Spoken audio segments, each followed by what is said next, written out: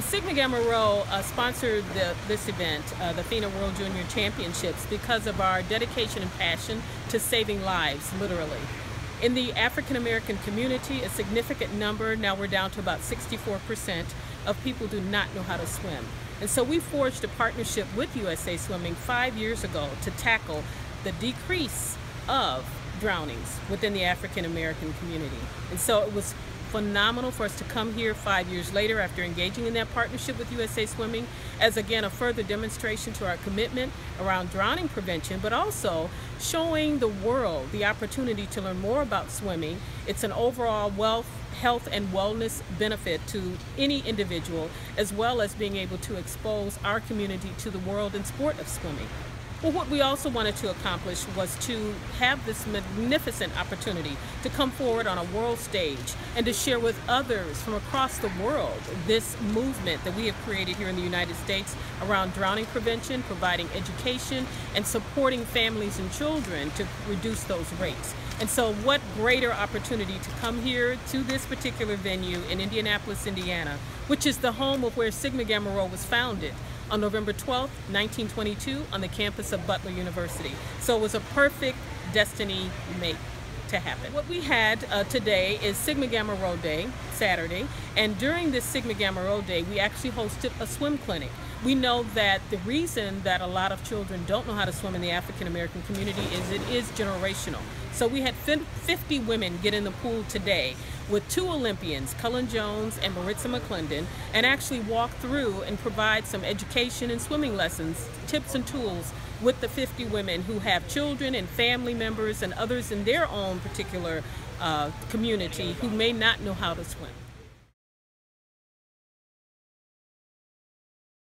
So this swim clinic here at the IUPI Natatorium was really an introduction to basically learning how to swim. So our partnership with USA Swimming and Sigma Gamma Rho sorority called Swim 1922 is really geared to educating our communities and learning the importance of water safety and learning how to swim. So this is the introduction to that, where we want to say, here's some of the steps, here's a couple of skill sets that we provide.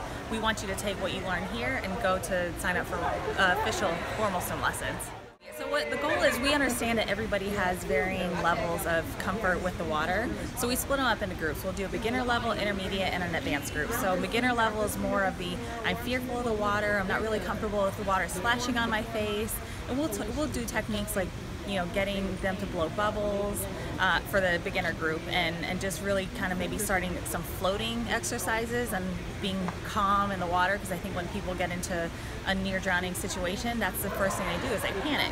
So we try to teach that calmness to have that, you know, throughout the entire program. And then our intermediate group is actually beyond that. So they're okay with water splashing on their face. So we want to teach them techniques on kicking. You know, we did a bunch of kicking exercises. We learned how to use a kickboard properly. We did some floating on our back as well, and then kicking on top of that. So it's just really giving them a couple extra techniques to get started to that next level. And then their next level would be the advanced group, which is we start working on stroke technique. We'll do breathing exercises. We'll do mainly freestyle and backstroke, but depending on how the group's comfort is, we might move on to some more advanced strokes if necessary. I think the most rewarding is hearing how much they really enjoyed the experience and they take it to the next level. So they go and sign up for formal swim lessons, or this is kind of one of those things where they get in, they're like, oh my God, I never thought I'd ever come near water or even want to be involved at something like this. But the minute they get in, they're like, what was I waiting for? You know, and it's really rewarding to hear that how much fun they have and that they take it beyond this clinic and make it part of their lifestyle. So many of the ladies have had either negative experiences or just built up a fear of the water, and all of the ladies went underwater today. I think that's a huge milestone for anyone who's nervous around being around the water. So I think that was huge today. Everyone went under. I think one of the most fun, rewarding things is that once you start that positive reinforcement that the water is your friend, you're having a good time with it. I know a bunch of them come out to me and said, we're going to keep doing lessons. I'm going to start. This is going to be a normal thing. So you're really starting to see a change in the culture and mindset of all of the ladies. That this is something that they need to learn how to do. That this is a life-saving skill, and they had fun with it. These are ladies that were somewhat afraid and didn't want to be in the water, and towards the end they were just like, oh yeah, let's do this, this is exciting, I want to get in the water again, I'm going to make this a normal thing. And it's really about doing that, changing the mindset.